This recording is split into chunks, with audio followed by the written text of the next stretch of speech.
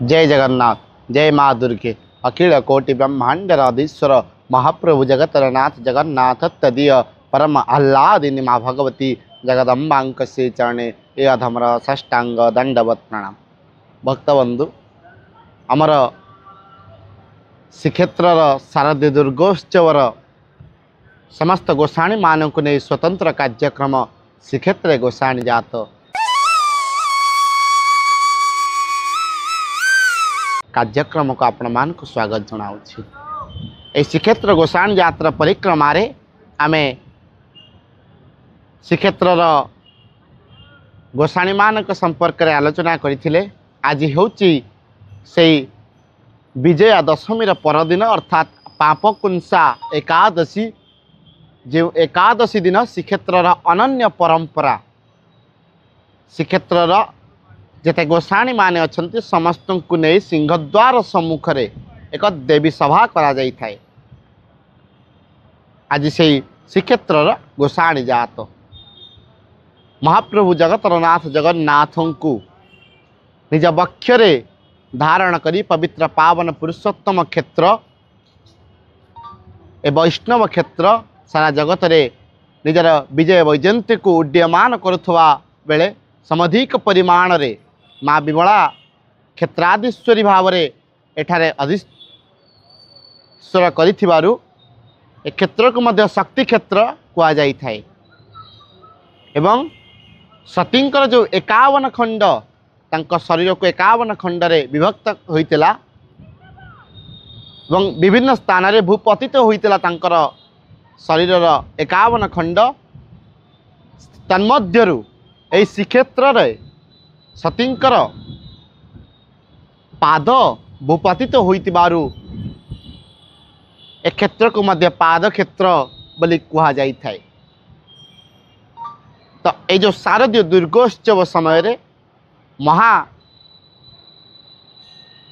सप्तमी अष्टमी नवमी ए 3 दिन धरी श्रीक्षेत्र रे 7 साही 42 कंदी रे विभिन्न प्रकार गोसाणी माँ जह्नी खाई हूँ माँ काकुड़ी खाई हूँ चक्रकोट ठाकुराणी हूँ शून्य गोसाणी हूँ पणाप्रिया ठाकुराणी हूँ यहीपरी गोसाणी मानकर पूजा अर्चना करा जाइथे। तत्सहित विभिन्न साही रे नागा मानकर पूजा अर्चना अन्यान्य देवादेवींकर पूजा अर्चना करा जाइथे एवं एकादशी दिन समस्ते एकत्रित होइथांती। आज से एकादशी समस्ते एकत्रित हेबे श्रीमंदिर सिंहद्वार सम्मुख रे एवं महाप्रभुंकर प्रत्येक एकादशी दिन जो चुनरा सेवायत आपण माने जानिथिबे प्रत्येक दिन अपराह्न रे महाप्रभुंकर से नील चक्रर अग्रभाग रे पतित पावन बाना को परिवर्तन करि थांती। से चुनरा सेवायत प्रत्येक एकादशी दिन महादीप महाप्रभुंकर से अँला बेढ़ारे प्रज्वलित करि थांती। आज से एकादशी रे से चुनरा सेवायत गरुड़ सेवायत माने जेतेबेले महाप्रभुंकर से श्रीमंदिर अँला बेढ़ारे महादीप प्रज्वलित करिवे एवं समस्त गोसाणी माने महादीप को दर्शन कर सारिबा परे विसर्जन को बाहरिबे।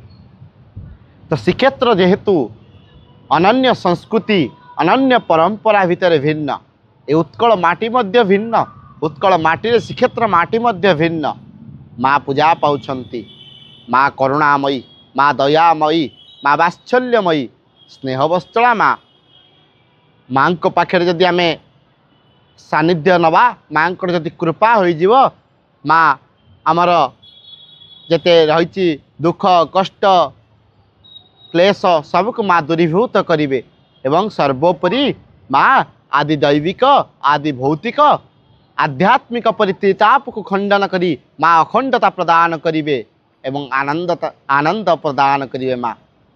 ताजी से गोसाणी जात श्रीक्षेत्र अनन्य परंपरा भिन्नता परंपरा श्रीक्षेत्र रे समस्त देवादेवींकर एकत्र हब देवी सभा करा जिवो जहाकू देवी मंडप रे श्रीमंदिर सिंहद्वार सम्मुख समस्त देवादेवी 7 साही 42 कंदीर जेते गोस्वाणी अछंती समस्ते आसी एकत्रित हेबे महाप्रभुंकर महादीप को दर्शन करेंगे तापर विसर्जन को बाहर ये जो गोस्वाणी नामटी गोस्वामी शब्द उद्धृत होइछि। गोस्वामी कहिले आमे भगवान शंकर को बुझी था। गो अर्थ निज इंद्रियर मालिक जे ब्रह्मचर्य पालन करुछंती भगवान शंकर। भगवान शंकर पत्नी गोस्वामिनी से गोस्वामी को आज काली अपभ्रंश करी गोसामणि बा गोसाणी नाम रे नामित करा जाउछि। आज से श्रीक्षेत्र गोसाणी जातर अंतिम दिवस रे माँ आज धरापृष्ठ रु आसीथिले आज विदाय नेबे मेलाणी नेबे माँ आज एकादशी महादीप दर्शन करिवे माँ आज मेलाणी नेबे। जय जगन्नाथ जय माँ दुर्गे।